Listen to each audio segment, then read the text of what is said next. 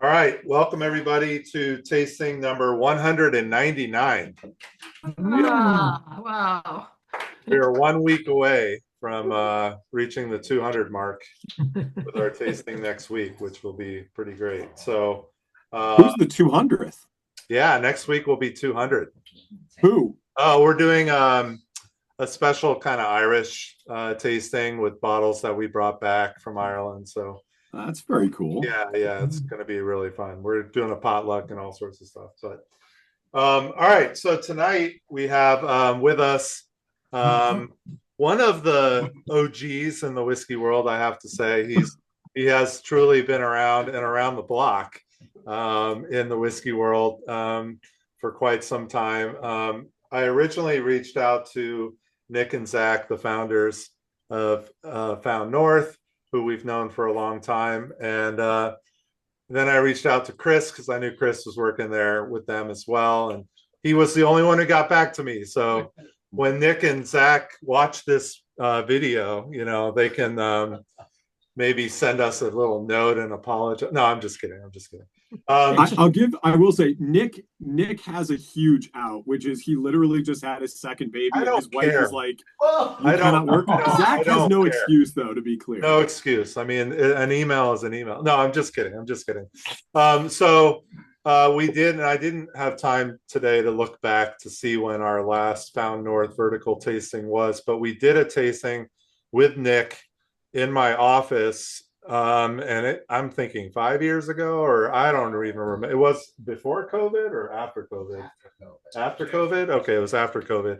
But we did like batches 1 through 7 or something like that. Yep.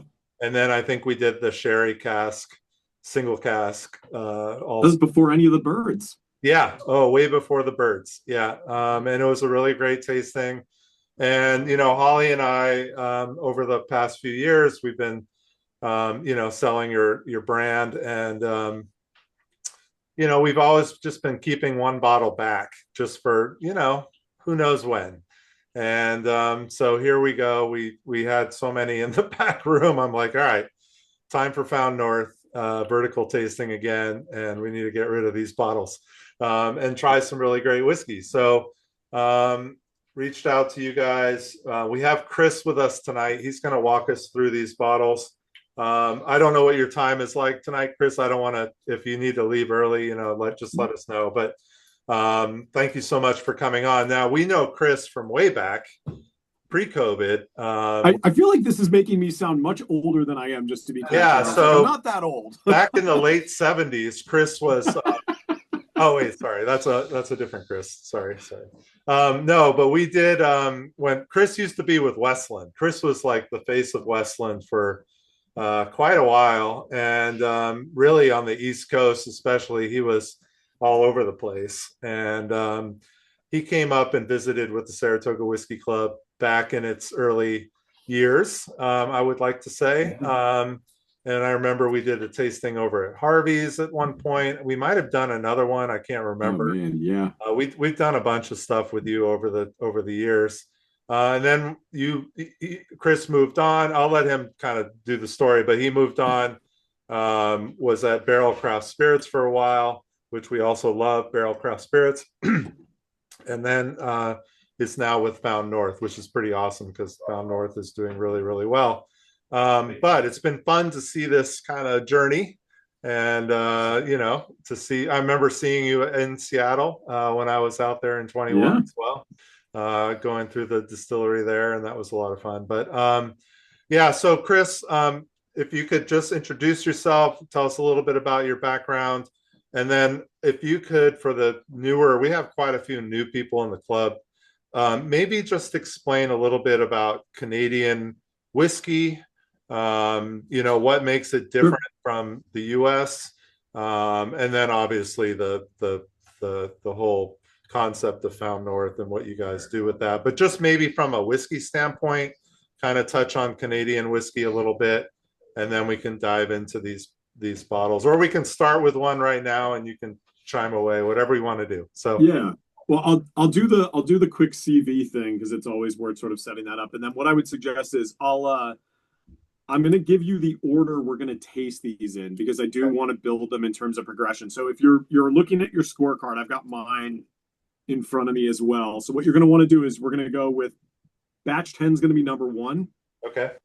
Batch 11 is going to be number 2. Well, we'll just call them out. We'll just call them out because we already have a placemat, and it's going to be confusing if we have to move them around. So. Got it. Yeah, I'm just putting little numbers on mine. But okay. What we'll do basically is we're going to do the batches before we do the birds, and a lot of that comes down to the way that the process way that we do the sort of the blending. But yeah, as Charles said, I'm Chris Riesbeck. I don't know if I certainly am deserving of OG whiskey person status, but I have been in the industry 20 years, which, nowadays 20 years in this industry feels like a lifetime because obviously things have shifted pretty dramatically. When I first got into the whiskey business 20 years ago, when I tell you that you could buy just about anything that you wanted with the exception of like a handful of things, like that's not a joke. For those of you that have been fans of whiskey for, over a decade now, you'll appreciate that you've come up at a time and gotten excited about whiskey when there are things that you just can't find, right? That's just the nature of the beast. But that just did not exist in any capacity 20 years ago. I mean, 20 years ago, Charles will tell you, I can remember seeing Yamazaki 18-year-old for $99 on shelves in stacks. And people just couldn't figure out what to do with it, which is a bit of a giggle, but yeah, it's fun. So I started in the whiskey industry with a company called Gordon and MacPhail based out of Scotland. I ran their North America's business unit. It's actually where I met Charles and Holly ages ago. This would have been probably about 16, 17 years ago now. I then took an opportunity to go over to be Westland. So we were an American single malt producer based out of Seattle, did that for a number of years. I left Westland actually to start a consulting firm. And when I did, one of our early clients was the folks over at Found North, which obviously now I'm sort of on team as a partner there. But right after the sort of consulting thing, I went and did a short stint at Barrel Craft Spirits. I was the chief commercial officer over there down in Kentucky. So I have seen just about every permutation of this business, from independent blender to distiller to non-distilling producer to more of a classic blender now at Found North. And what's interesting is that, to a degree, all whiskey brands are still, desiring to do one major thing, which is to delight people. I know that sounds like such an obvious thing, but the reality is that while brands and distilleries are always going to be focused on doing things that are, sort of speaking to them as a place and as a thing philosophically to have an alignment, what they're really focused on more than anything else is making sure that when, they do tastings or they people get an opportunity to try the liquid, that you're going to come away from it going like, I'm glad I spent the time and energy to do that. What is it? It's Wednesday night.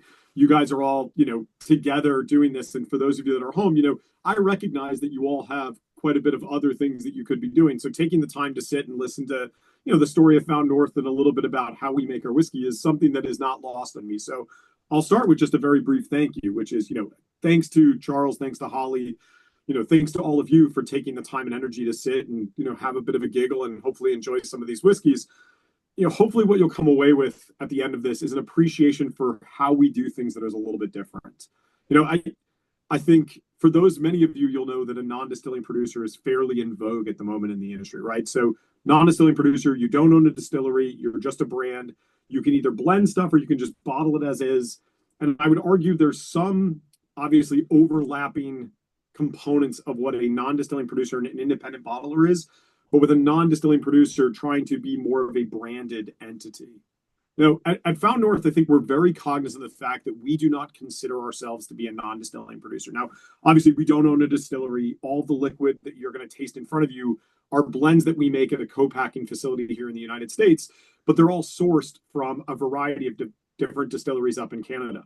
Now, Charles had sort of mentioned how are Canadian and American whiskeys different, and there are dramatic differences. But I'm going to start you with the two obvious ones, because I think if you can appreciate these two, it sets everything else up to be quite simple in the grand scheme of things. The first one is that a vast majority of Canadian distillate is what's known as monograin distillate or single grain distillate, which means that at the distillery level, Canadian distilleries will typically mash, ferment, and distill one grain at a time. So they will make corn whiskey.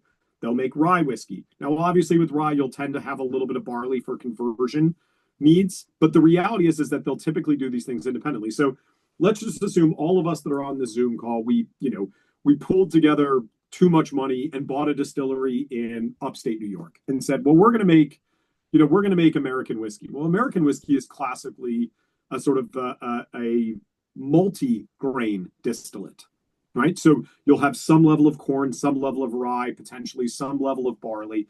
And the idea is that you'll mash, ferment, and distill those things as a single type of liquid.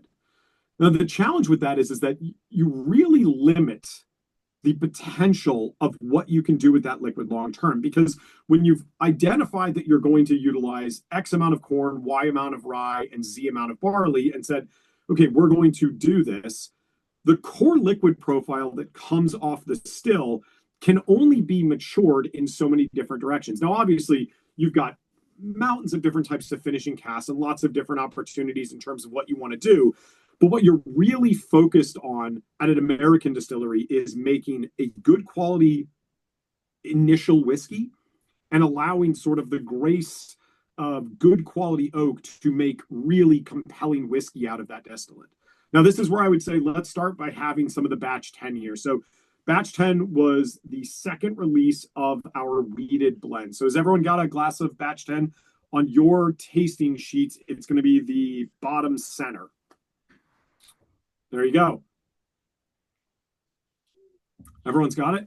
Yep. Yeah, so when Found North started back in 2020, one of the things that Zach and Nick wanted to do was to elevate conceptually what Canadian whiskey could be. Now, I just got done mentioning the fact that, Canadian distilleries tend to distill singular grain distillates.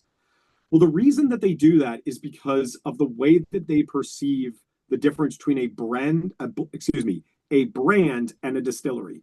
Now, in the US, we think of a one-to-one, right? We say, this is a distillery, X, we will call it Saratoga Whiskey Club Distillery, and we make Saratoga Whiskey Club whiskey, right? So it's a one-to-one. But up in Canada, it's quite a bit different. So individual distilleries up there will make hundreds of different brands potentially. They'll provide liquid to a vast majority of other blenders that are in the country, whether or not they're owned by the same company. The idea being is that they perceive that their role as a distillery is to make liquid, not necessarily to make the actual whiskey that's going to go into the bottle. It's the way of perceiving yourself as a production facility. The reason that's so critical is because it ensures that their focus is on just making the most pure, positive version of whatever it is that they're working on at the moment, right? You'll hear all the time, and distilleries are sort of known for this, is they'll use the words of like, well, this is our house style, or this is sort of the way that we do things. The challenge with that is that it's very difficult over time to evolve that, right? If for 10 years you've been drinking Maker's Mark, and then all of a sudden Maker's Mark one day goes, you know what, we're out on the wheated whiskey business, we're going to start just using like high rye, it's going to have pretty significant culture shock for people that are fans of the brand. So at the distillery level in Canada, they'll say to themselves, well, our job is to make great corn whiskey, our job is to make great rye whiskey, our job is to make great barley whiskey. The job of the blender is to take those things and to assimilate them in a way that makes for a really compelling final whiskey. Now, you'll hear people use all the time they'll associate this idea with like primary colors and blending. I'm not sure that I would say that that's the best example of this, because when you take primary colors, right, and you blend them together, you take red and you take blue, you get purple. But it doesn't tend to really have a tremendous amount of intentionality of like shade and hue. The way that we like to think about blending at Found North is much more akin to like making music, because in music, there's a level of resonance that each individual instrument has. And the volume at which you play that individual instrument will change the way that it harmonizes with everything else. I'm sure all of you can appreciate that old corn whiskey doesn't taste like young corn whiskey. And in fact, old corn whiskey that's been matured exclusively in ex-bourbon barrels versus old corn whiskey that's been matured in new American oak taste entirely different from just about anything else that's in the marketplace. When Zach and Nick started Found North, one of the things that they were really keen on was identifying that there was significantly greater opportunity to blend complex old whiskeys in Canada, specifically because there was just such a noticeable lack of oak that existed in most of the distillates that we purchase. Now, we've had this conversation with clubs before, and they'll say, "Oh, we'd love to taste all of the individual components that goes into something like Batch 10." And Batch 10 is, it's 23-year-old corn whiskey. There's 19-year-old corn whiskey. There's 8-year-old wheat whiskey, and there's a 9-year-old malted barley component in there. I can promise you that if I pulled those whiskeys, just the core whiskeys that we buy from Canada, without any blending, and put them on the table in front of you, you'd be astonished at how okay they all are. And I mean that in sort of like a not necessarily meant to be detrimental, but in the way that like individual grain distillates tend to lack a lot of long-term complexity. Really, that's not really what they're intended to do, right? If you're trying to get a very pure version of corn, what you don't want is something that shows up and has a tremendous amount of spiciness to it, because corn and spiciness are not things that are naturally synonymous. You wouldn't expect to be getting that. You want to be able to blend in things like rye or things like barley occasionally to give you other types of complexity to the spirit. So at Found North, when we're sitting down and making a blend, one of the things that's really challenging is that we have to a degree, follow two simultaneous paths. One is we have to let the whiskey sort of do what it's going to do in the glass, right? When we start blending things, when we blend a little corn and we blend a little wheat, you're going to get something that's relatively soft. But you also have to have, to a degree, a sort of end goal in mind that says, well, we want to make something that has more woodiness than this, or it has a little more. One of the things that I tend to find that I get a lot in that batch 10 is there's like a really interesting like maple wood quality to it. Not maple syrup, but maple wood quality to it. So there's a little more of like, there's a little less of that classic vanilla coconut creme brulee thing going on. And there's a touch more spiciness comparatively to that. And part of that is understanding how old corn can have some spiciness without necessarily needing to be entirely focused on that as its style. So how many people have actually had this whiskey before? Just quick, Chris, I'm just going to spit out some of the statistics. Yeah. You mentioned 23-year corn, 19-year corn, 9-year malted barley, and 8-year wheat. And then the corn makes up 66% of this. So yeah. And then 29% is wheat. So quite a chunk of wheat in there of that 8-year wheat. And then 5% of the 9-year barley. So that's kind of this was the first. It was the first whiskey that we had specifically identified a single barley component. Typically, when you get a Found North bottling, what you'll find is that there's always going to be like that 1 to 2% of barley, and more often than not, that's the result of the rye whiskey having a small amount of barley in its actual grain bill. Rye is classically very difficult during fermentation. It often lacks enough sort of natural enzymatic activity for conversion. So what you'll tend to find is that distillers and brewers will classically add a small amount of barley to ensure that you get a healthy fermentation, which makes it much easier to distill, light level whiskey out of it. And why did we start with batch 10? You know what? Well, one, wheated whiskeys tend to be naturally fairly soft on the palate. I'm really mindful of the fact that, frankly, with the exception of the batch 10 and the batch 11, everything else that you're going to taste utilizes some degree of finishing cast, where the birds, it'll be quite noticeable. In batch 9, there is a single 19-year-old rye component that was finished in a port pipe that I want to say it made up like 6 or 7% of the overall blend, but it is astonishing how noticeable it is on the palate. And I'm mindful of, I tend to think that the residual sugar that you identify in finishing casks means it's almost always one of those things that it should be towards the end of a tasting. I'm not a big proof. I tend to not think of proof as being the thing that I focus on in terms of like tasting profile. Like I know a couple of guys that when they sit down with a sort of a load of whiskeys in front of them, they'll just go by proof from low to high. I'm not necessarily sure that that's the right indicator for us. For me, it's more of, I want to drink things that are more grain driven initially and things that are more cast driven sort of towards the end of the event. Got it. Anybody, Chris, comments on this one, or go ahead? Well, I have a general question for Chris. You described the mono grain approach. so that they can be combined the way you want later. What kind of casks are all those components Yeah, aged in? Is it something that's that's a not going to give it a lot of character? 100%. That's exactly it. So, in the irony of ironies, one of the things that we are now actually intentionally looking for are things that have been matured predominantly in ex-bourbon. The reason for that, it's twofold. One is because in ex-bourbon, we tend to get the more pure profile of the grain character coming through. The second thing, and it's so obvious, it's kind of silly, but it's that we can always add wood. And what we tend to find is that when we add wood, we are not necessarily okay. I'll use an American whiskey example, right? When you add wood to American whiskey for bourbon, right, you're doing it from day one. You're doing it because you need the corn, the oiliness of the corn to soften, but you need something to balance out the tannic aspect that exists in the wood. So, right, those things are naturally inclined to sort of work with each other. So the corn oils come down, the tannin goes down as well. So they sort of balance each other out. In Canadian whiskey, we don't need to worry about getting complexity from the wood.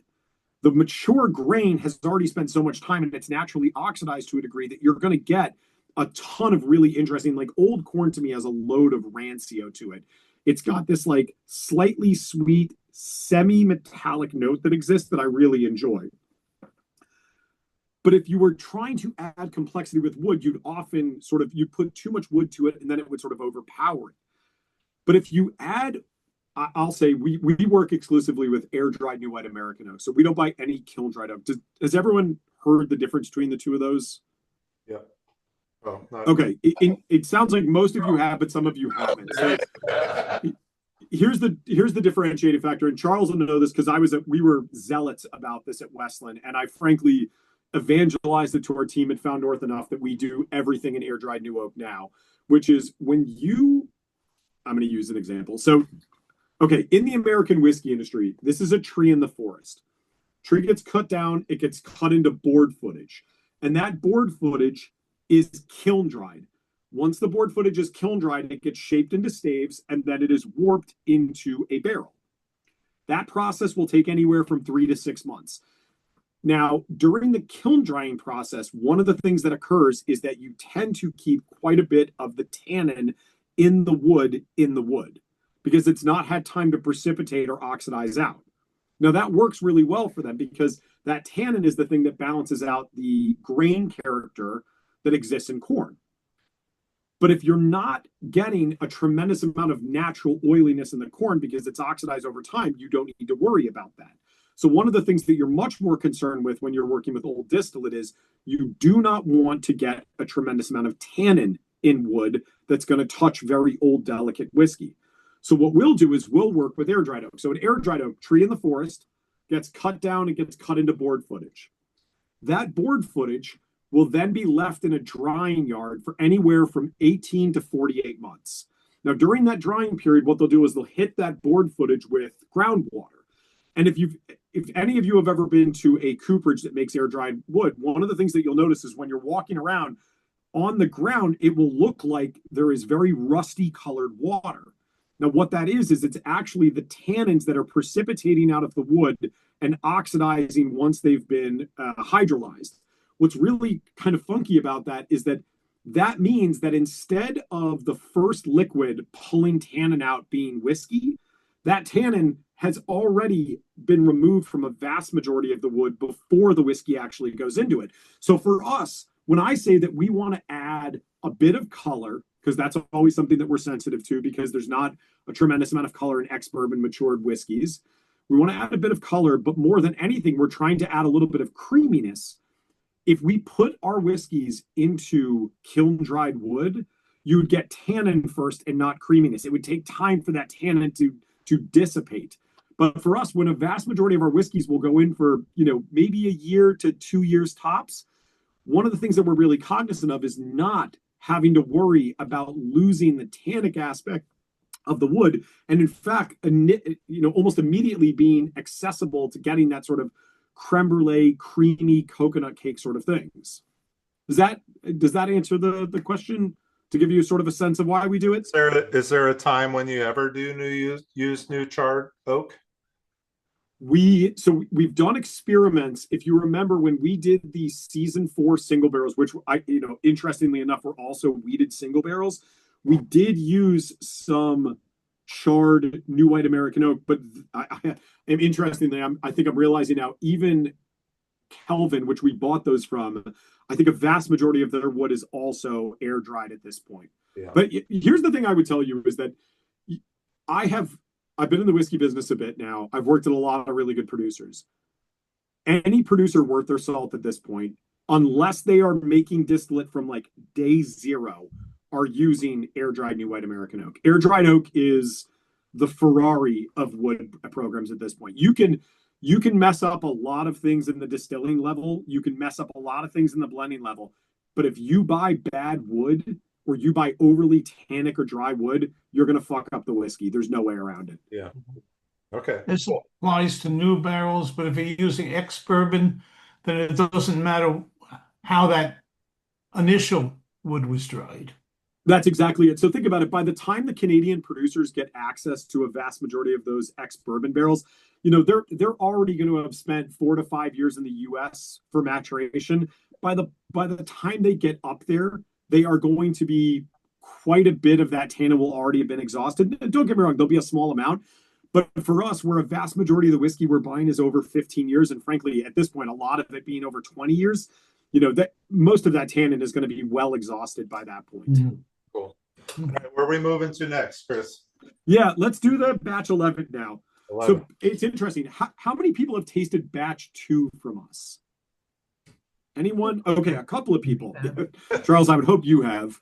Yes. So if you that was actually one of my favorites. Yeah, if you're relatively new fan to Found North, batch 2 is this sort of like beloved early release that we did. So this would have been back in it would have been like January or February of 2021. It was really sort of early days of Found North. What I bought from them. When Found North started, this is something that some of you may know, but some of you might not. But Charles certainly will. Is that Found North was started under the auspice of being a rye whiskey company. It was going to be rye whiskey blends, and they made batch 2 because they had access to some really great corn whiskey that they thought would be a lot of fun. And when the whiskey got out into the marketplace, the consumer reaction to the corn whiskeys was just electric. People absolutely loved it. And one of the things that's interesting about it is, as bourbon has just absolutely gone nuts in this country, and certainly we can say in the last 7 or 8 years, bourbon has just been a different animal. One of the things that's always funny to me is that Canadian whiskey, in the way that we blend it, and bourbon are not dramatically different. They're really not in many, many ways. Now, obviously, there is a way the whiskeys are put together. Obviously, at a bourbon distillery, you're doing this stuff from the grain level. But for us, a lot of the things that we're doing is sort of making it up in the aggregate. And what's fun about that is that we're able to make whiskeys that are quite a bit older. I mean, this is a 19-year-old age-stated whiskey that has a noticeable amount of woodiness, but in no way, or excuse me, an 18-year-old age-stated whiskey, but in no way, shape, or form has the aggressiveness that you would get from an 18-year-old American whiskey. I mean, I don't know how many of you have had 18-year-old bourbon. 18-year-old bourbon is aggressive. It's tremendously woody. There tends to be, a level of tannin that's almost kind of hard to work yourself around. You almost need to let the whiskey oxidize a bit to make it more palatable. When you're dealing with older Canadian whiskeys, because, to the point we were making earlier, a vast majority of that stuff has already been matured in ex-bourbon. There's only a little bit of a seasoning period that goes into new American oak to ensure that you get some of that robustness and that profile coming through. But when we made batch 11, one of the things that Nick said, and Nick and Sammy, do all of the blending together, was that they came out of the blend on it. And they were like, this is the closest thing we've made to batch 2 sort of ever. Okay. So I will say for those of you that are relatively new to Found North, you've noticed that we've not made a ton of batches recently. In fact, last year we only released one batch, which was batch 11. And, one of the challenges of batches is that in order to make those, we use a ton of really old whiskey. And in this, 18 to 24-year-old corn whiskey, 2 different 19-year-old rye whiskeys, that really eats into a pretty significant amount of our supply on these. And one of the things that we're really cognizant of is that we don't want to be releasing the same profile over and over. Now, obviously, you're tasting these, you can appreciate how differentiated batch 10 and batch 11 are. But if you were to go back and taste a lot of the corn batches from Found North, you'll notice that we're really keen on ensuring that each of them has a completely unique profile. Really early batches had a little bit of Hungarian oak in them. The more recent ones, and batch 11 is a great example, is that there was a single barrel of Peregrine First Flight that was utilized in this blend. Now, what's interesting is that most of you will think, well, Peregrine's typically matured in cognac and new oak. So obviously, you're not tasting any cognac profile. There's none of that fruitiness here. But in fact, when we make those high altitude blends, there is a sort of stopping point where we will make the first blend and then put them into finishing barrels. And what I'm saying is that in this, one of the finishing barrels that didn't get reblended in Peregrine First Flight is actually a part of this liquid here. Okay. So this one is 91% corn, 8% rye, and 1% malted barley. 8 years, 64.9%. When you learn that, the chance is lower than the other one. This one doesn't show a percentage of, oh yeah, it does. So everything's at least 18 years, but it could be older than 18 years, right? Some of it. It just doesn't say on the bottle, but that's okay. Say that one more time. Well, it has an age statement of 18, so we know that the youngest is 18 years. But yeah, the oldest whiskey in that is 24-year-old corn whiskey. Okay, so there's some 24-year-old corn whiskey in that. All right. Yeah, and again, we've gotten, I would say we've gotten better over the years online. If you go onto the website, you'll notice that we're really trying to spell out with some level of pretty significant detail to what are the components that went into it. And we don't get into the percentages of each individual component, but often what you'll see is, and Charles, I think, was sort of saying it in the front label, is that what you're seeing there, that 91.81 that exists there, that is the derived mash bill. So if you were to take each of the individual components and then multiply them by their percentage of what they went into the blend, and then broke that out across the grain spectrum, this is roughly speaking what you would get out of it. Right. Holly had a question. It's what's the average timeline from idea, testing, batching, finishing to final bottling? It's never as fast as we want it to be, I think, is probably the right answer. We have sort of a 2 or 3 year window where we start thinking about things because, to a degree, especially now in the high altitudes, when we do the refinishing, things take, about a year in those finishing casts to make sure that they have the profile that we want. So, what we did is sort of like in January of every year, we'll sit down as a group and we'll say, okay, do we like the way that the portfolio looks at this point? Is there something that we want to change? I'll give you an example. For some of you, you'll be aware of a whiskey that we made a little while back called Snow Day. Snow Day has been an idea that we've been working on for like 3.5 years. It's the kind of thing where it's never quick to do any of these. And I want to explain why. It's not like we like being slow to get things to market. It's because when you don't have a core release in the classic sense, right? Like there's no quote unquote shelfer from Found North. That's just not a business that we're terribly interested in. We much prefer to sort of make things on a one-off basis that we just think are really exciting. It also means that there's a huge amount of internal and external pressure on each of those releases being absolutely fantastic. If I had to give sort of a rough guess, I would say realistically, we're on typically about a 14-month timeline from ideation to actually putting whiskey into a bottle.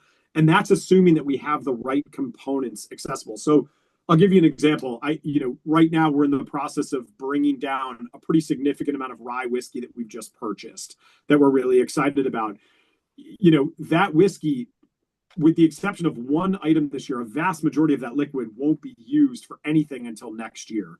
Frankly, I'm realizing actually quite a bit of it won't probably even be used next year. A vast majority of it will be used the year after because, as we've gotten bigger and the volumes of our releases have gotten bigger, we also just need more time to lay things down because, and I know this is going to sound silly, but like we just bought a bunch of barrels from Europe, a bunch of finishing casks from Europe.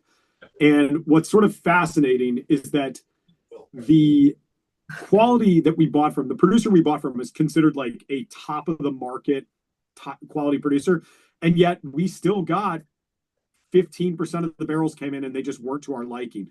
So, you get liquid in, you get barrels, and then you realize, well, we need to rebuy new barrels. What you don't want to be doing is moving things in and out of cask. You'll end up picking up more oxidation than you'd likely want to. So, and then to Holly's more recent question about the new make, we've not done any of that yet. We've had the conversation internally. We've definitely thought about it.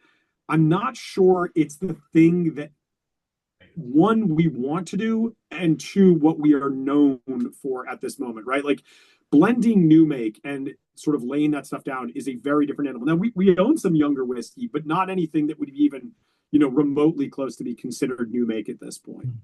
Cool. Was there such a stock of aged Canadian whiskeys? Yeah, it's a great question, and honestly, I kind of love it because it put us in business to a degree, and it's allowed us to amass a small army worth of components at our co-packing facility. But here's what I'll explain: is that it would be incorrect for us to say that we're not the white knights of Canadian whiskey, right? That would be like a crazy thing to adhere to. That's certainly not what our intention is. When Found North started, the idea was we wanted to showcase that Canadian whiskey could be blended in a different way. It could be done in a way that would be more sort of consistent with what I think the classic American whiskey drinker is looking for. And one of the things that's sort of fascinating is that if you think about the Canadian whiskey in terms of the business side of it, we aren't even a rounding error in the Delaware distribution business for some of these big Canadian whiskey brands. I mean, if you were to look at the volume that is sold of Crown Royal in like Rhode Island, pick really small markets, I'll bet you they do more than we do in a year times 5 at a revenue perspective. So for them, it's like, their mindset, pardon me, just a second, Cosmo. I heard my dog biting a pen underneath my desk. One of the things that for us is sort of great is that I think if we were much bigger, they would probably take more notice to what we are doing. And frankly, flying under the radar with them is actually a really good thing. Why do they have this much whiskey? That is really the $1 million question. It's, if they've never had a need for 25-year-old corn whiskey, then why have it? And part of it is because, again, they exist as production facilities, not as brands. And I can tell you, when I was at Westland, I mean, we'd spend 5 months out of the year planning the budget for production for the following 3-year cycle to make sure that we were making roughly what we were selling in some level of a ratio that ensured that we could grow. But frankly, if our sales softened, we wouldn't, have way too much liquid. I'm not sure that there's as much of a concern about that up there because in their mind, they're a production facility. They're not the brand. The brands are going to buy the type of liquid that they find compelling. And, for what it's worth, I would not be astonished to find out that even really young Canadian whiskey, some of the brands have individual components that are blended in that are significantly older. And again, you add in 1 barrel of 25-year-old corn whiskey to, 500 barrels of 5-year-old corn whiskey, you're not going to really notice the impact to your COGS modeling. It's not going to have a huge impact to your costing, but I will tell you that it will undoubtedly make an impact to the way your liquid tastes. I'll use an example from a guy that I used to work with is, Joe Beatrice over at Barrel. He would talk constantly about these idea of micro blends, where we would add, I'm not kidding you, we would add a bottle's worth of old Kentucky bourbon to these fairly large totes of liquid. And you'd let it agitate for a day or two and you'd come back and taste it. And you could absolutely tell that there was a difference in the liquid with even that small of an amount of whiskey being added in. So it just goes to show how much blending can really transform the quality of a whiskey with really limited effort. Wow, that's pretty wild. All right, we're going to move on to batch 9, right? Yeah, let's do batch 9. So, okay, 19 to 26-year-old corn whiskey here. So some of the oldest whiskey that we've ever blended. But the star of the show here is this 19-year-old rye component. So we had a 19-year-old rye component that we had re-racked. It had started in ex-bourbon, and we moved it over to a port pipe. And it's incredible because, again, to the point I made earlier, I think it makes up like 6-ish% of the overall blend. It's a really insignificant amount of the liquid, but man, oh man, you really pick it up on the palate. It almost jumps out almost immediately. In Netherlands. Yeah, so this one has the same 91.81. 91 corn, 8 rye, 1% malted barley. This is 124.6 proof, 62.3 ABV, and it's ex Ruby port. Yep. So, Holly, that's a really good question about the proof point. So obviously they're not all distilling to the exact same things. We are not buying light whiskey at the moment, so we're not getting things that have basically been, rendered to almost sort of like light whiskey or GNS standards. So my assumption is that you're going to see stuff getting probably right around the 70% mark, but nothing really significantly beyond that at this point. The other thing to keep in mind is that in that environment where you get some level of high-low diurnal phase, you're not going to be getting these just sort of like massive drop-offs in proof points year on year. Charles, it looks like someone's looking for the mash bill and the age again on 9 if you've got it in front of you. It was the one thing I don't have a bottle of in my office. Is that a Canadian thing, Chris, to distill to a higher proof so you have more flexibility when the blenders do? I don't. Yeah, it's interesting. I don't know if I would argue that it's for flexibility. I think it's likely more an indication of sort of like it's a unit economics thing. So obviously, the higher you distill to, the easier it is to sort of break it out at an RLA. Okay. I still don't understand, but there are some places where the proof goes up and some places where it goes down during aging, depending on temperature. So depending where in Canada. Yeah, so there's temperature is a portion of it, but humidity plays a significant role to these things. So when you've got an area that is very, very dry, let's use Texas as an example, Texas and frankly, Arizona, right? If we were to put a barrel of whiskey into those environments and let it sit, over time, the water is going to evaporate at a faster rate than anything else. So you are going to basically effectively be condensing the ethanol relative to the volume of all the liquid that's in it. So the proof point is going to go up. But in a very humid environment, that's actually not the case. Over time, the ethanol will decrease relative, because think of it this way. Most ethanol is hydrophilic, right? It's looking for water. I can tell you there's a really cool thing that happened to me years ago. We were in Asia doing an event in Singapore. And when we poured the whiskeys out, Singapore famously, very, very high humidity. We poured the whiskeys out, we left them out, and they were uncovered. And these were all non-chill filtered whiskeys. And when we came back to them 30-ish minutes later, they had literally, a vast majority of them had gone cloudy because they had absorbed so much of the relative humidity that's there. Well, think about it. As they're absorbing that water and they're making them go cloudy, the other thing they are also doing is that they're diluting the ethanol relative to the total volume of the liquid that's in the glass. So classic, right? Canada. Oh, sorry. I had muted us because we got a little loud in here. These 60+% proof or ABV. Well, here's the good news. Bad news is I believe this is the last of it. I think all of the high altitudes are in the 50s, if memory serves correct. Chris, when you make a batch of batch 9, batch 10, whatever, how many bottles do you make out of that? So I think the joking answer I would say is, based on the emails that we get from people that are angry they didn't get one, never enough. But it varies. I would say the largest product we've released to date, I think we made, I want to say like 9,000 or so bottles. Let me see. Is that about right? I think that is. Hold on. I'll do the.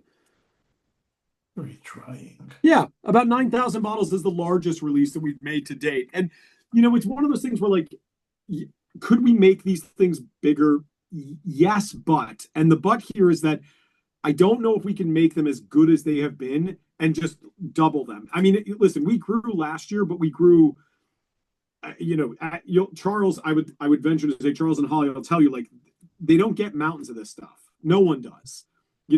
Our biggest accounts in the country get like a case or two at times. So it's not like anyone is getting 50 cases and, someone's getting 0. It's not designed to be that way. What we're trying to do is to ensure that, and this is the philosopher in me, but I'm very sensitive to the fact that, like, not everyone got to be at day one for Found North, right? It's just the case of it. Like, not everyone is going to been a fan from the first time that a brand comes out. But I think it is our responsibility as a good brand steward to ensure that if you start your Found North journey with the next release we make or the very first one, you should get a level of thoughtfulness that has never diminished, regardless of how much liquid that we make. Hey, Chris, I have just a couple of quick questions. Yeah. I know you touched a little bit about on the humidity and the temperatures in Texas, but in Canada, are we talking humid or not humid? There's more humidity than you would realize. You have to remember a vast majority of Canada lives within like 50 miles of the American border, and the areas that are sort of border state, like think of how humid it is in upstate New York, in Connecticut, in Massachusetts, Right. in upstate Michigan, in Minnesota. These are pretty humid places in the summer. They are, however, relatively dry in the winter. So one of the things that you'll hear us talk about are the diurnal phases, right? So it's that high-low temperature from day in, day out. Right. You know, it's not necessarily about the intensity of a hot summer and a cold winter. It's what is the daytime high-low interchange? Because one of the things that happens is as the temperature changes, pressure changes. And pressure is the thing that forces the liquid in and out of the barrel, actually in and out of the staves. And that's what causes that level of micro-oxidation that gives more complexity to whiskey. Okay. So in fact, if you really want to make a whiskey very complex, you know, the junk science will tell you, oh, just make the barrel smaller. Don't do that. That's a great way to ruin great whiskey. But what you actually want to do is just make sure that your daytime high lows have a relatively significant swing. It's why, ironically, deserts can be really interesting places to mature whiskey, because deserts classically very hot during the day, significantly cooler at night. And that pressure shift from daytime to nighttime temperature causes a lot of really interesting wood to distillate interactions. Okay, great. The other question is, have you used any of your prior positions to access casks, or, you know, like Garyana casks, or the other cool... Yeah, so I mean, obviously you're only as good as your Rolodex when you've been in the industry 20 years. So yeah, thankfully we've been able to call on a lot of really good friends and partners over the years. In fact, some of you might remember, if any of you are fans of Westland, we did quite a bit of work with Tonelería del Sur in Montilla, Spain, for all of our sherry programs.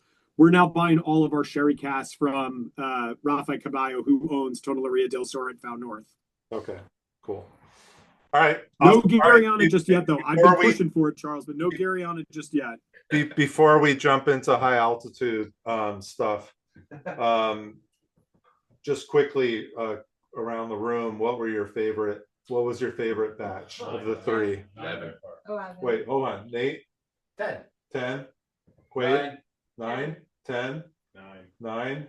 9. 9. I would say 11. 11. We got an 11. Vinny? Interesting. 9. 11. All right, another 11. 11, another 11. Just out of curiosity, for those of you that said batch 10, when you drink bourbon, do you typically drink wheated bourbon? All right, the batch 10 lovers, do you like wheated bourbon or regular bourbon or rye bourbon? We like that. Not necessarily, no. Interesting. Huh. All right, we'll do. We like batch 10 also. We'll do quickly online, because I just did the one room here. All right, so raise your hand if you like batch 9 online. All right, couple, 3, Holly, it's in there. Batch 10. All right, we've got a few batch 10s and 11, so pretty split. And we can't see Jan. What was Jan's hand? Oh, yeah, we just see Jan's bicep. All right. What? Bicep. Okay, all right, we're ready to go high altitude, Chris.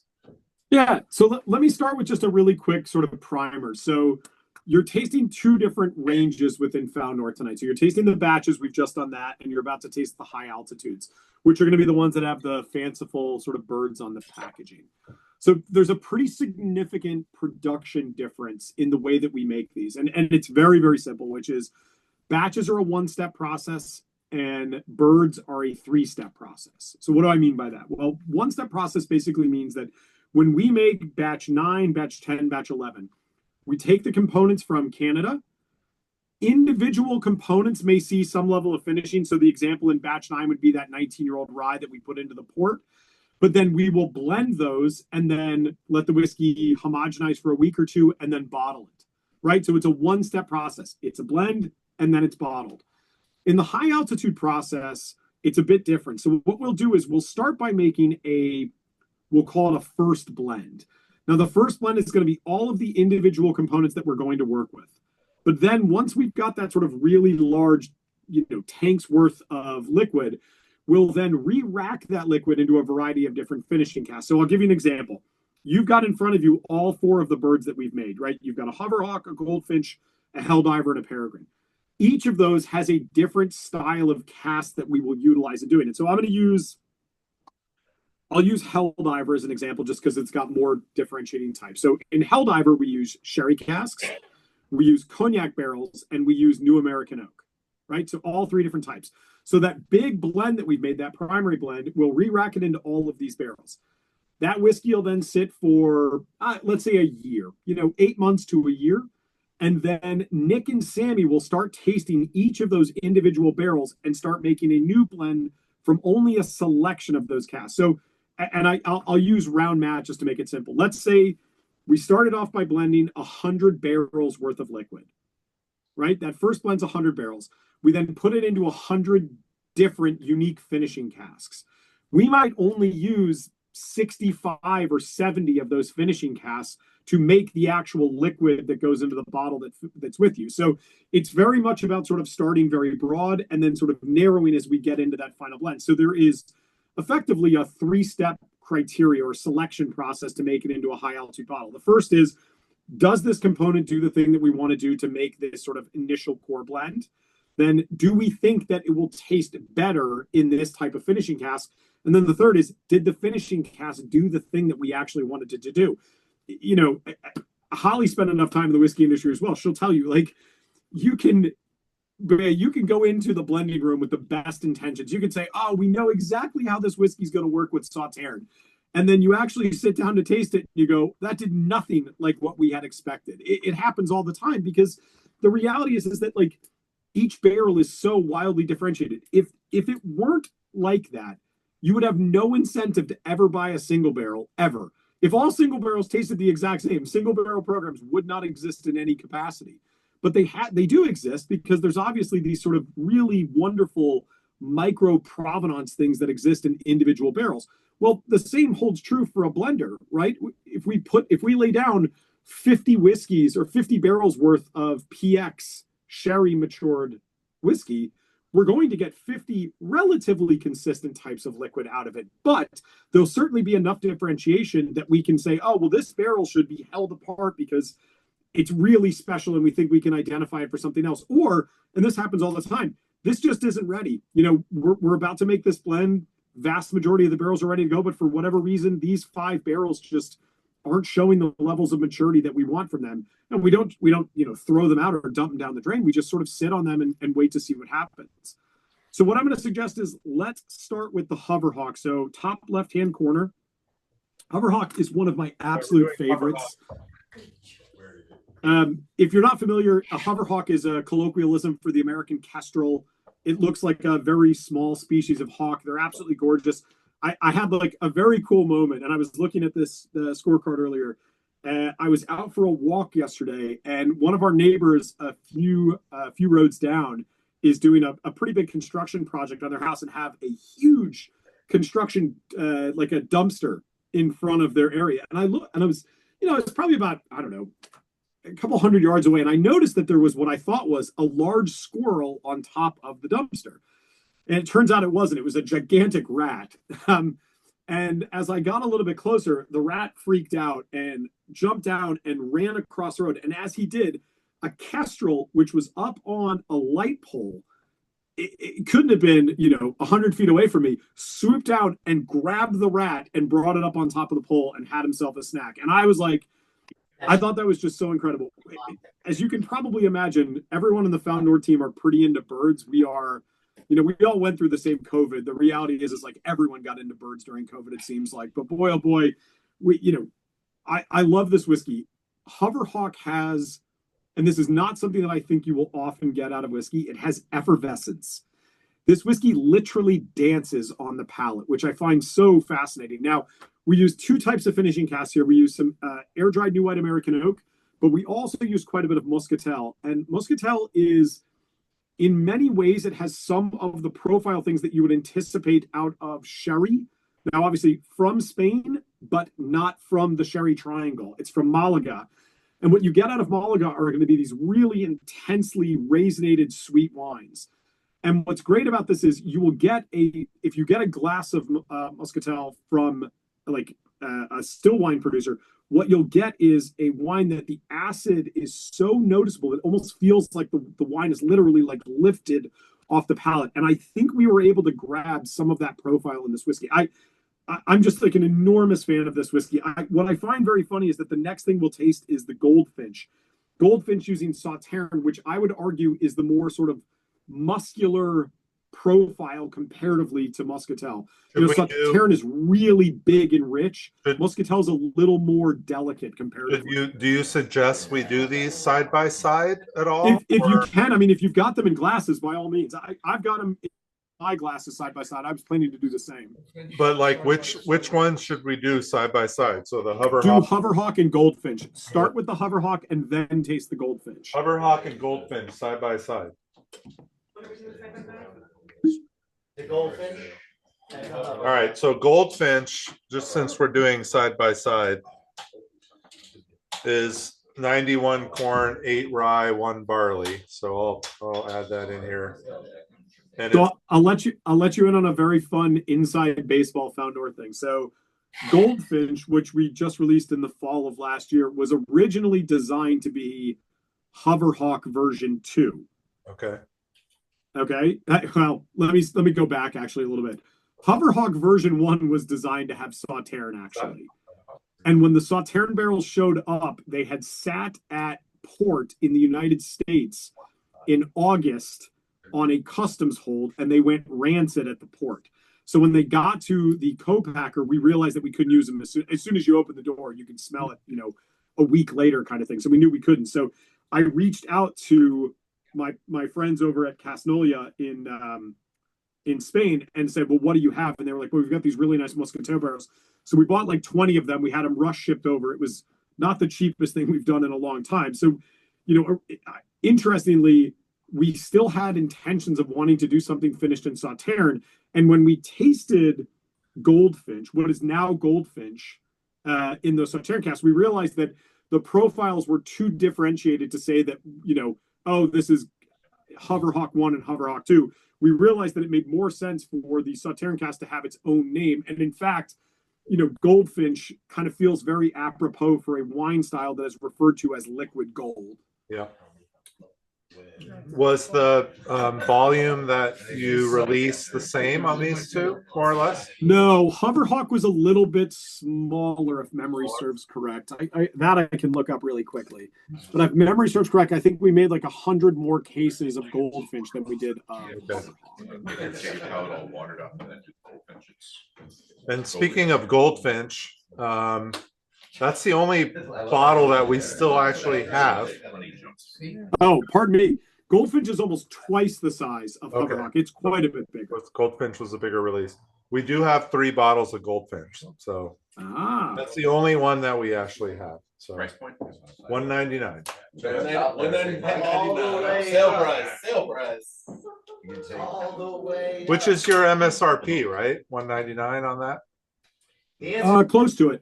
the answer is yes. No, it's normally $249, right, Chris? I'm joking. Help us out. I was going to say, Charles, you got to text me in private how you want me to answer these things. Today is. Put them on the spot. Help us out. Help us out, Chris. Come on. Help us out, Pete. Just So what's it? Has everyone got a chance to try them side by side? Again, there's the sultanas, golden raisins thing going on. So there's some things that you can go, okay, I see how both of them have it. But to me, the thing that I get out of Goldfinch that's very much a classic Sauterne note is there is a noticeable amount of eucalyptus on the finish. Like, to me, Sauternes always has this What? like eucalyptus menthol quality to it that I really, really like. I like that. 4,500 bottles. You get really mint. That's what I 90% get. corn, 9% rye, 1% barley. It's such a common. Is this a safe YouTube video to click, Dale? I don't want to look at something that's going to like make me sad. No, I'll go here. Tea tree oil. It is not sad. It is Okay. it's a So hover who's in- hawk in action. You can see how good a hunter they are when they're hovering in a windy place. I think it's Scotland or England. I'm not sure which. Yep. So whoever said tea tree oil, that is the perfect note on the Sauternes cask. We don't listen. What is that? 19. I mean, I did it. I know it's I did it too. No, I get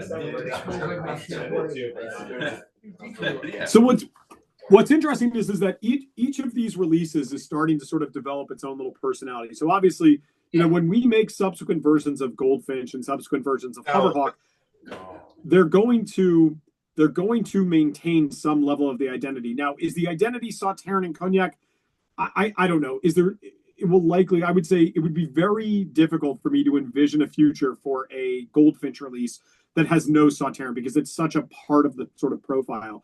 But I will say is that and Helldiver's a great example of this, is that occasionally we like to add other types of finishing casks into these when we can. So you've got the last two whiskeys that we're going to do are going to be Helldiver and Peregrine. And what's interesting is that you're tasting Helldiver First Flight, which I would argue at this point may be the most rare whiskey we've ever produced. All right. Because that whiskey came out it was the first whiskey we released in 2024. And it was just after Peregrine First Flight had come out. And what's interesting is that, those of you that have been a fan of Fountain North for a little bit, you'll know that like everything changed after Peregrine. I've said that a million times, but it's very, very true in that, our releases were taking 3 or 4 months to sell out when we were making them. And then Peregrine came out and it was like, we had to overnight figure out a better system to more fairly release whiskey to people. Like, we had to make everything on allocations. We have lotteries now. And it's not because like, one, those things aren't fun to run, because we realize that it's just going to mean like a bunch of people get like the, hey, sorry, you're not getting the bottle email. But the problem is that we realized pretty quickly that people were willing to bend the rules of internet fairness in order to get things. And I say that because when we made Helldiver, we ran that lottery internally. We did it ourselves on a Google sheet. And let me tell you, we saw every bad version of humanity and how people would respond to wanting to get things that they're not guaranteed out of that. I mean, we saw the level of ballot stuffing that exists in Helldiver First Flight was egregious, doesn't even begin to describe the actions that were taken. But Chris, what I love about you have no idea. With the lounge, we have the wheel, and the amount of corruption that goes on in our lounge wheel is off the charts. It's I've got to take a trip up there. I'm way overdue for coming up and seeing you guys out there, because I've never actually been to the store. Pretty sure that Charles has a remote control where he can tell it where to stop. It's like it's yeah. I saw that in Casablanca. But what the reason I bring this up with Helldiver in particular is because Helldiver, we're incorporating a little bit of sherry, a little bit of cognac, and some American oak here. And what's interesting is, much like I've done with other places in the past, one of the things that we're able to do is in Helldiver First Flight, there is a pretty significant amount of sherry and a smaller amount of cognac. But in the Helldiver 2025 edition that we released earlier in the summer of last year, there was the weighting of that was a little bit different, where there was a little bit more cognac, but still quite a bit of sherry. And what's interesting is that you get a completely different profile. Helldiver is likely, there are two types of Fountain North fans. There are people that are Peregrine first and foremost, and there are Helldiver first and foremost fans, right? Those are the two things that we get the most emails on. And it really comes down to whether or not you like your whiskey fruity or inky, is the way I would describe it. Helldiver is dense. It's like putting blackberry and raspberry preserves on sourdough toast, right? It's immensely rich. There's a level of herbal quality to it from the sherry cask, but really it is, it's residual sugar, it's jammy, it's sweet, it's a big bottle of whiskey. Peregrine, I've made the joke before, and the team always gives me grief about it, but it's like eating marmalade through a trumpet. It's like very brassy and bright, right? There's like a little bit of a noticeable dryness to it that's very, very different. You know, no one would, I'm not sure the word dryness could ever be used to describe Helldiver, because it's certainly not. I mean, the whiskey is, if any of you are wine drinkers, if you've ever had a glass of wine that like couldn't spell the word tannin if you gave it tan, that's what Helldiver is, right? Helldiver is just immensely jammy, really, really dense, really rich. There's no dryness to it whatsoever. It's not intended to be dry, right? It's meant to be, if each of these whiskeys to a degree is meant to have some level of consistency to the bird, right? Loons are not dry. Loons are, you know, they're these big, beautiful, aquatic, sort of haunting styles of birds, right? They're just gorgeous. And what I find so sort of fascinating about loons is that, like, if you see a loon, and especially if you look at photography, they have this like really interesting red circle around their iris. And I think that's just like such a really haunting thing. And what I love about this whiskey is that like it just lingers and lingers and lingers on the palate. There's just a tremendous amount of jamminess to it. I have a question on this. In terms of sherry, I know you've done your single cask release I think it was a single cask. I don't know. Yep. But yeah, the very first single barrel we did was the sherry cask. Have any of the batches used sherry? Yes. Batch 6, Second Summit, was finished in a sherry cask. But that's it, right? So this is really the only sherry component. Yes, we are working on, we've got a project that we're tinkering with right now that incorporates some other sherry, because, and selfishly, I think Sammy and I absolutely like go nuts for sherry, but I think a lot of that is because we're kind of old malt guys that, you know, sherry and malt kind of go together like peas and carrots. Yeah. Got it. Charles, I have a question for you. All right, we got another question. On the bottom, Yeah. is this like a What's the topography map? topography of? Oh, yeah. Can you explain on the bottle itself? You have like all these squiggles. Yeah, it's a topographical map for our cartography friends in the group. It's a topo map, so it's to give you a sense of elevation changes. The question we get all the time is, where is it? What is the place? You would be astonished as to the places that people own the map rights to. This is an entirely made up place. There is no actual place. It's designed to basically be like lawsuit neutral, so no one can sue us for the fact that we're like using the image of where they are. But that should be like the challenge when you're supposed to find the north. Like, yeah, I would rather us like not get sued at this a point. case of a special whiskey in this topographical location. You know, I'll tell you, I this is a bit of a funny joke. We've messed around with the idea a little bit, but before I came to work full time at Found North, I was consulting for them because they were doing some brand identity structure work. And one of the things I said to them, I go like, guys, with a name like that, we should do like geocache releases where, you know, we like put bottles out in random places. And I went and actually chased up some of the compliance around it. It is wildly illegal to put whiskey just randomly out in public, it turns out. You have to be, you know, it turns out kids actually go in the woods, and you don't want kids finding random bottles of whiskey. Lo and behold. That's pretty funny. Sure, yeah, you couldn't So Yeah. I have another question when it comes to mapping and all this kind of stuff. So I just got back from Oaxaca, was doing some palenque. I saw those pictures you put up were unbelievable. So when are we going to do Found South? I you know, you'll know this, Charles and Holly, I think you'll remember, but like I'm a huge fan of April Fool's releases. We did them at Westland every year where we actually made the whiskey. And I have pushed every single year to make a Lost South tequila blend. I think it would be so much fun, but it has not gotten a level of appreciation internally with my colleagues. I like it. I think it's a good idea. I have one more question for you. All right, another question. Hold on. Is this sourced from, or are you sourcing from all over Canada? And then is there like a Kentucky of Canada? Is there like Okay, so the question is, are you Yeah, I all heard. over Canada? And is there a Kentucky of Canada? So we source from a variety of different distilleries up in Canada. We don't work with a single producer. We work with a little more than a handful of producers right now. There is not a Kentucky of Canada in that sense, where there's like one place that makes it. I will say there are places that tend to make more corn distillate and places that make more rye distillate, but there's no actual like exclusive affinity for we only make corn distillate, this place only makes rye. There's none of that sort of like geographic boundary to it. What does the west coast of Canada make? Yeah, like Alberta. Yeah, I mean Alberta makes a ton of rye, as you can imagine. There's also some incredible malt facilities out there. I mean, Shelter Point out in Vancouver is making tremendous single malt right In Vancouver. Yeah.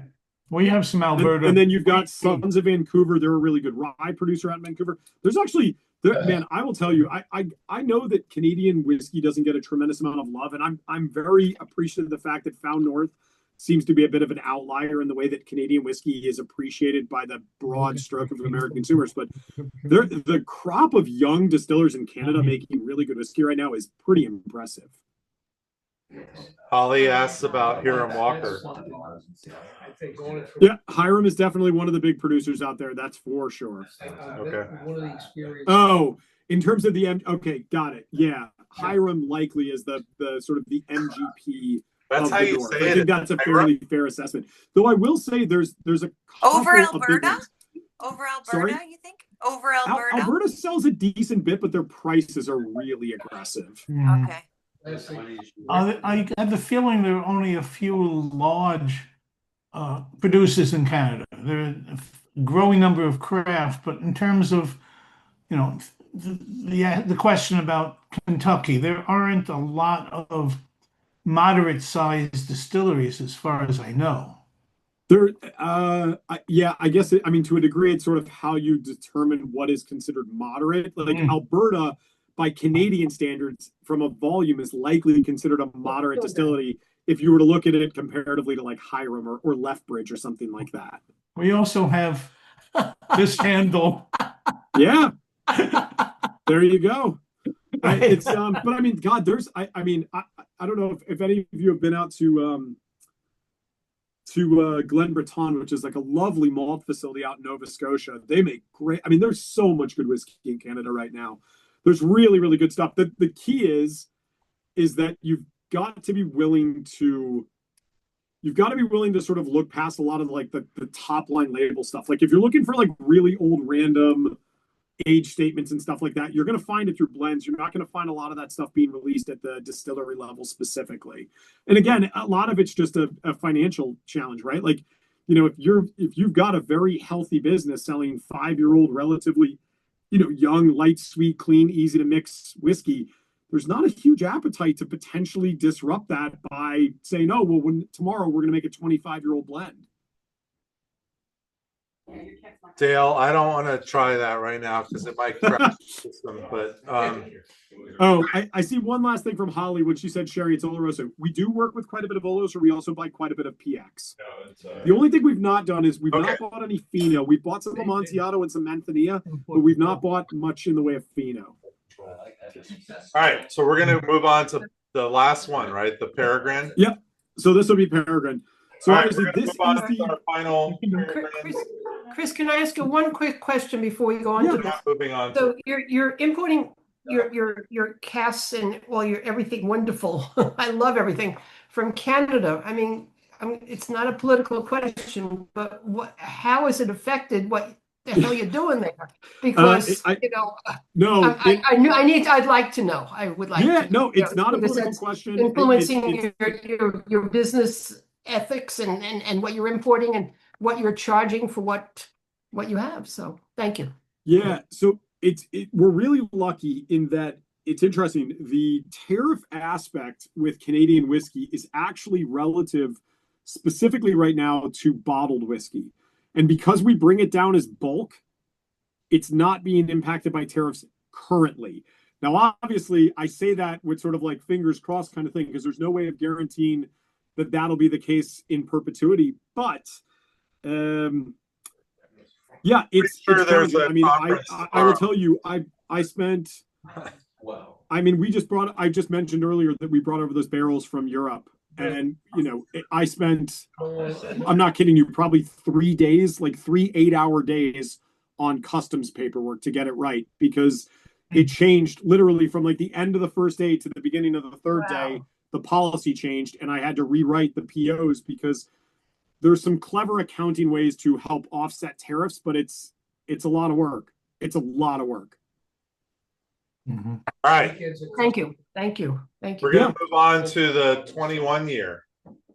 Yeah, so this is the 2024 edition of Peregrine. So it's not the first release of Peregrine, but it's it is the second time that we released this. What's fun about this is, and this is a good thing to know, is when you see the vintage in the bottom right corner on any of the birds, that is the year that the whiskey was bottled. So unfortunately with this whiskey got sold in February of 2025, but it was bottled in December of 2024. So people were like, oh, did I miss the 24 edition when we brought it out? And no, it's just that we've decided to be very much like a way a winery is, that we try to be very specific. When we put a vintage on packaging, it is exactly when that whiskey was actually bottled. So in this instance, this whiskey was bottled back in 24. Peregrine really was a transformative whiskey for the business. Aside from being, 21 and 24-year-old corn whiskeys, there's obviously some 21-year-old rye whiskey in here. It's a fascinating release. It really is.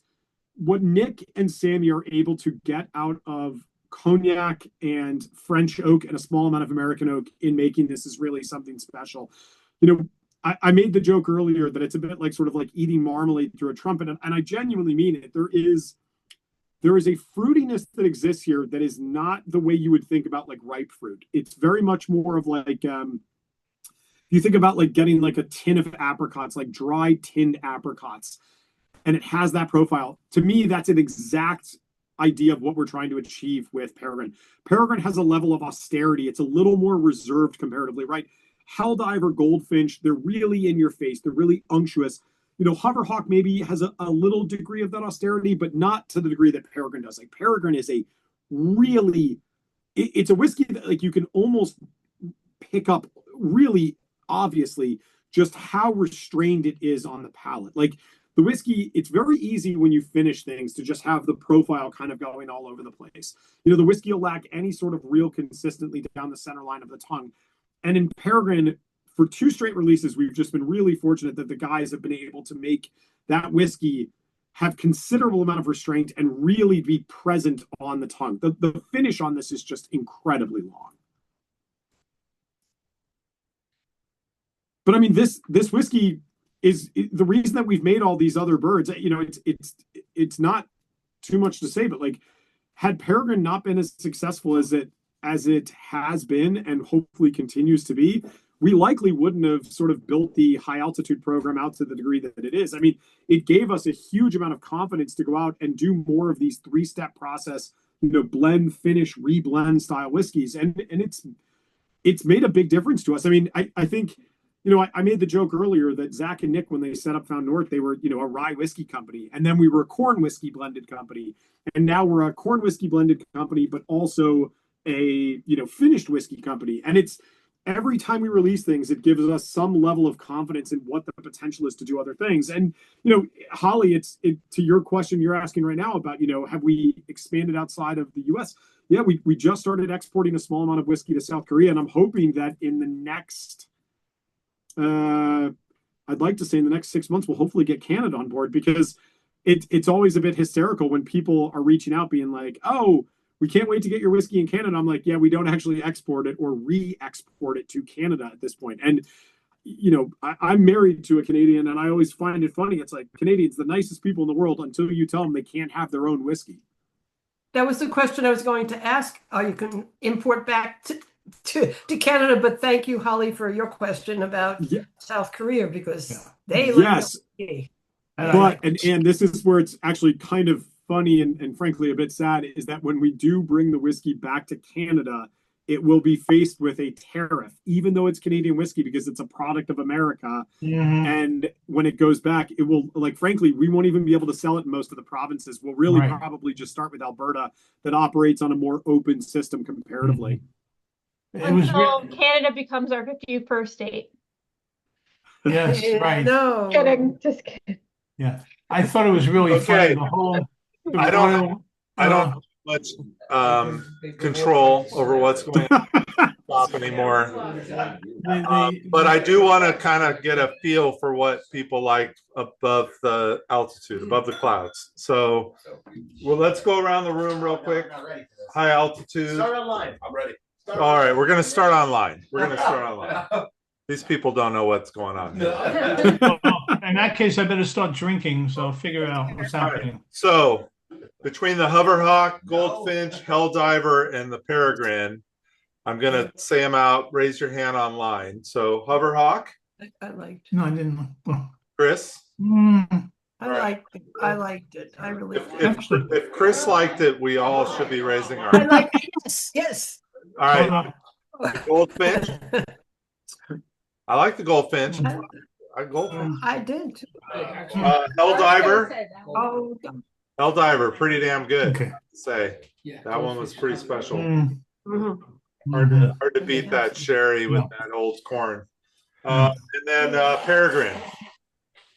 Oh wow! I think the Peregrine just Interesting. edges out the Hoverhawk and Yeah, the Goldfinch, but they're all and I. not half bad. All right, so we're gonna do our room here.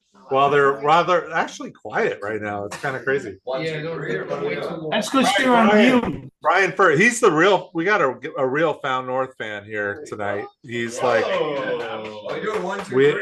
is a Found North guy. All right, Brian. Oh, that's cool. Helldiver for Brian. All right, Nate. Hoverhawk. Hoverhawk. Hoverhawk. Hoverhawk. Hoverhawk. Hoverhawk. Hoverhawk. Hoverhawk. I think it's unfair to do just your straight up favorite, but I'm gonna do Helldiver because Helldiver. Helldiver. Helldiver. Easy for Goldfinch. Easy. I'm gonna go with the Goldfinch. Goldfinch. Hoverfinch. Hoverfinch. Hoverfinch. Making his own Hoverfinch. Lori, you're Goldfinch. All right. And I'm thinking now that Diageo is really investing in China, you should do a Far East expression as well. Not just the far south, but we have been looking into the national bird of Korea recently for some ideas. oh, there you go. That'd be pretty cool. Birds and Holly, we've made a Going joke back about- on mute, but you can go ahead and keep talking. Holly, we've made a joke internally about doing Found North ditch chicken before for a pheasant because I'm a big upland game hunter, and we've got a million birds. We've gotten we were like, oh, if we do a April Fool's, we could do a pigeon or a squab. We thought would be a little bit fancier version of it, but we've definitely talked about that things. So Doug must be a guy that fly fishes because a resplendent quetzal is the kind of thing that someone that fly fishes would know because they're now outlawed to use the feathers, which is really cool. With the Canadian sort of / French linkage, you could lean into, for April Fools, you could do like perdu, like the Purdue expression. Purdue chicken, Eastern Shore of Maryland. Purdue, lost chicken, lost north. Well, I will take these back to the sounding board. I can't promise that any of these are going to be actionable, but we'll certainly consider. I still think Might that get you, Chris. I think a turducken. A Thanksgiving release. I like that. All right, so we would just the put a meeting is 50 degenerated. ml inside a 375 inside of a Magnum. Charles has But I lost think it's control, so so I'm just going to appropriate. go. It was very appropriate to have the bird theme tasting this week was that Audubon Society and Cornell School of Management, all this past 4 days was get 15 minutes of bird watching and then record and tell us about, migration birds and everything. So this was so perfect at this time. So thank very you. cool. You guys were great. Yeah, it's a bird.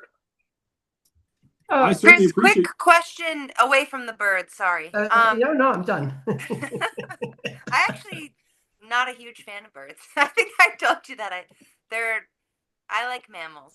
Yeah, they're Known not real. bird Birds hater, aren't real. Holly. We know. I eat birds, but I don't eat many mammals. So Helldiver 15 versus 17. What's the difference between those two? Those were the two samples I have. Yeah. So I was Okay. just So curious. this is a great question. So the 15-year-old is the first flight. It's the very first time that we released it.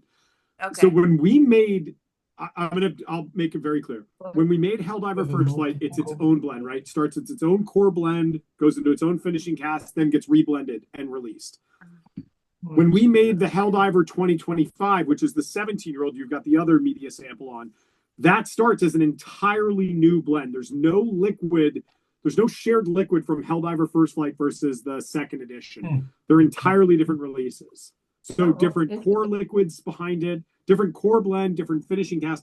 In fact, on First Flight versus the 17-year-old, the 17-year-old, if memory serves correct, Holly, we increased the amount of cognac and decreased the amount of sherry cask comparatively as a sort of ratio of finishing. So from a marketing standpoint, why reuse the same name and bird?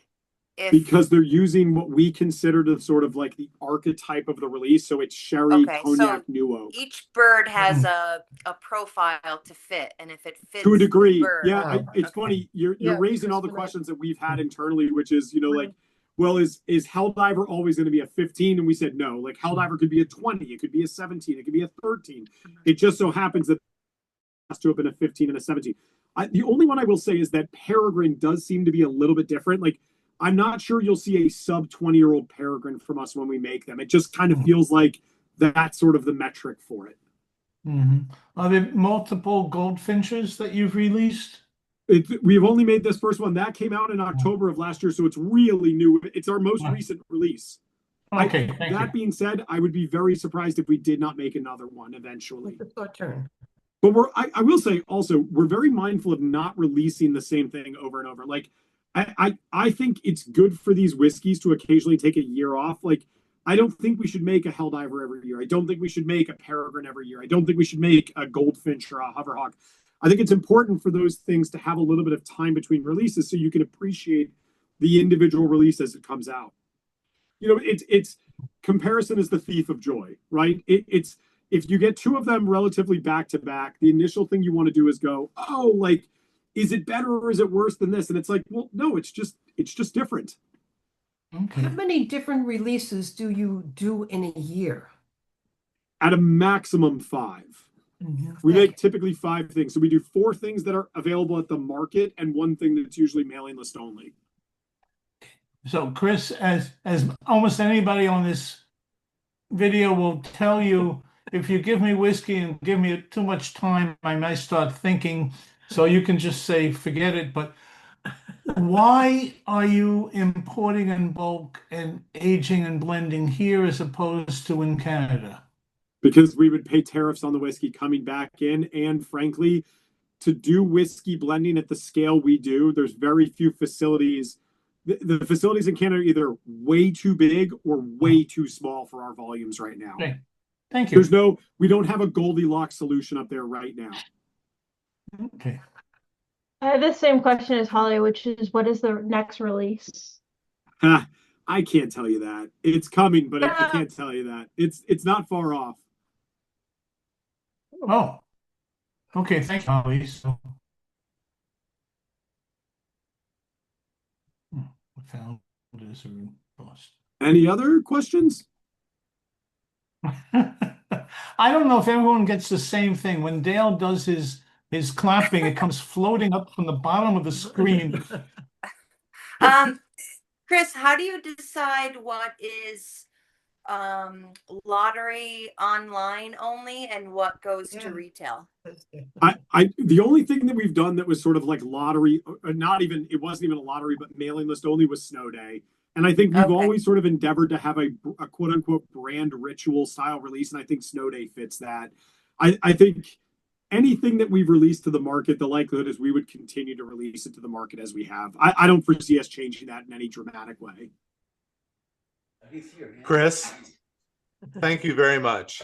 Yeah, no, I appreciate you having me on. It was great seeing you guys. And like I said, I'm massively overdue for a visit. It's been really challenging being here in the shop with these clowns. That's what My, happened. my They're wife good teaches people. at a 7th grade school, so I It think is like we're a probably 7th dealing with grade what she school deals with. tonight. Charles, anytime you want, come to our house to do the But video. hold on. Let me wrap up because I just can't control this crowd anymore. But we really appreciate you coming online with us tonight. I didn't know, if we were gonna reach out or get a hold of anybody, and it was great that you were available. And this is a special vertical. Not many people or clubs or societies or whatever you want to call it can go through 7 different Found Norths at one shot. I mean, we never have this many things at a tasting ever. Yeah. Like, this is really cool. And just to be clear, in case anyone's not understanding, like, we didn't provide samples for this. This all came from Charles and Holly's stock. Yeah, this is all from our stock. And but that's what we love. That's part of what the club's culture is really having special events like this. So I just want to say thank you. I got to get out of here though, because I can't control the masses here anymore, and I need to stop the recording. So hey Chris, I'll just say that, like, we've been in since round 1, and your shop is fantastic. Like, Oh, that's awesome. I still have a couple of bottles of 1 and 2, and this is one of my favorite smaller distilleries. Well, I will say, I'd like to think that we're continuing to get better and better. So stick with us. And if you're new, we're happy to have you. Genuinely, we're a tiny company. It's worth pointing out, like, Zach and Nick are the owners. Sammy and I are partners. And we've got Daryl, Phil, and Lauren. Like, we're a 7-person company. We're not a big organization by any stretch of the imagination. Like, if you email me, you can email me whenever you want. I'm Chris at foundnorthwhiskey.com. Like, I'm an easy guy to get a hold of. Unlike Zach and Nick, I actually answer my emails. we have one more question. All right, hold on, guys. What's the question? Why is batch 10 a different bottle size? Oh, why is batch 10 a different bottle size?